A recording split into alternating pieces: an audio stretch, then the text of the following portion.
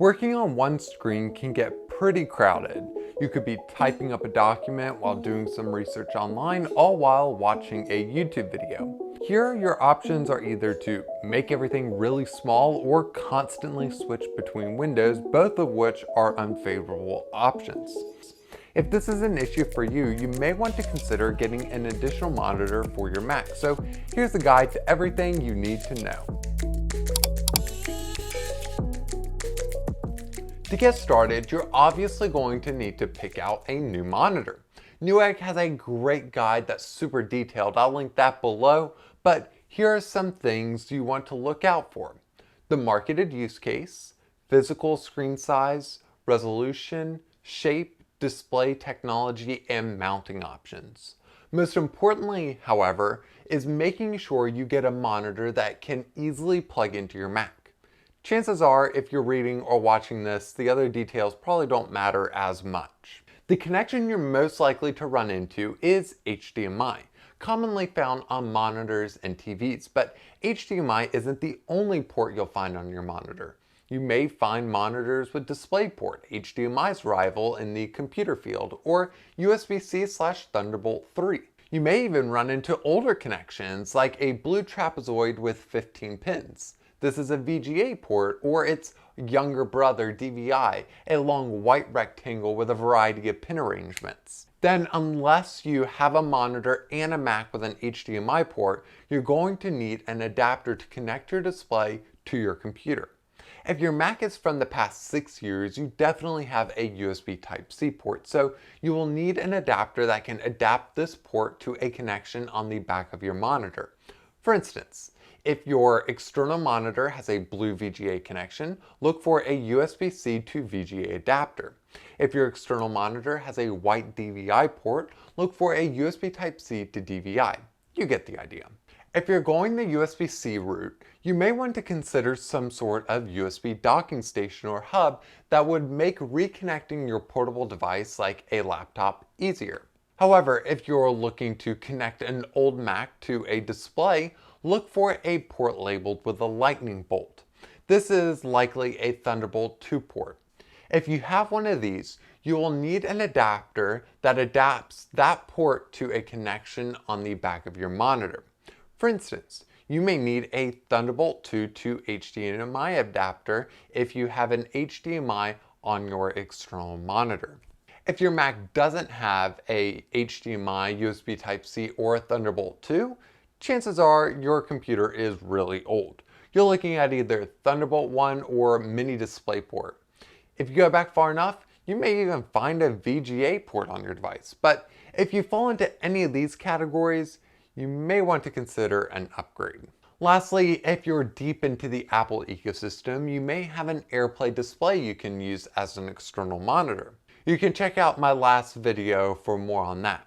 However, working with a wireless display is never the best solution for long-term use. If you got lost during any part of that, leave a comment below of what computer you have and what you plan on using the monitor for, and someone will help you out. Also, while down there, you can hit the thumbs up and subscribe for more videos like this. Now that you have your monitor and it's connected to your Mac, you should see something appear on it.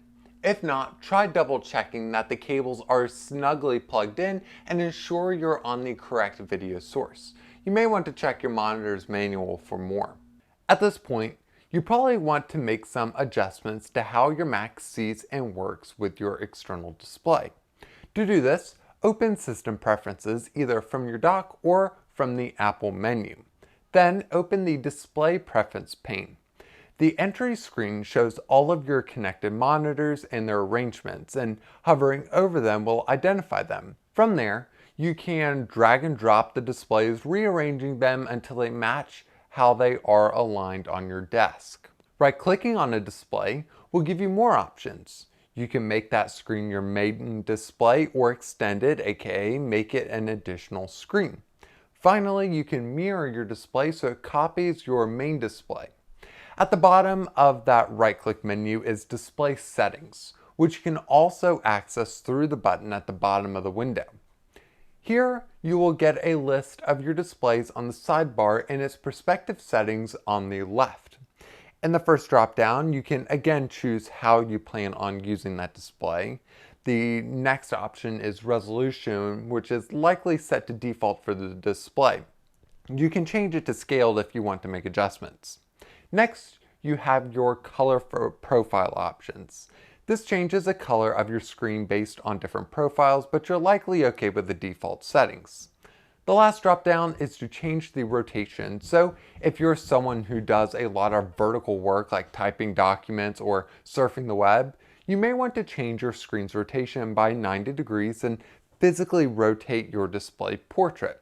This way you have more vertical space to work with, and that's it for the display settings. Now, let's look at some of the other buttons at the bottom of the window. First, you have Add Display. This dropdown gives you a selection of wireless displays such as an Apple TV with AirPlay or an iPad with Sidecar. Skipping display settings, you get to universal control. However, I've already made videos on each of these features, so I'll link them below. This brings us to Night Shift, a feature that makes your display colors warmer by removing blue light illuminating from your display. Originally, it was suspected that less blue light at night could improve your sleep. Today, some have disputed that claim. In the pop-up, you can set Night Shift to turn on automatically based on a set schedule. Then at the bottom, you can use the slider to choose how warm you want your display to be when the feature turns on. But if you have it set to turn on automatically, you can temporarily disable it either by toggling the manual button in this pop-up, or the easier option is to disable it using Control Center. And that's how you connect to an external display on your Mac and adjust its settings. With all that set up, you can now move your cursor from one screen to the other, or drag and drop windows, files, images, text, and more along with it. Thanks for watching. If you found this video helpful, click that thumbs up button and subscribe, as it really helps out the channel. Also, while down there, you can check out all the helpful links and resources in the description, and links to all the places you can find the Apple Guide online. Once again, thank you so much for watching, and I will catch you in the next one.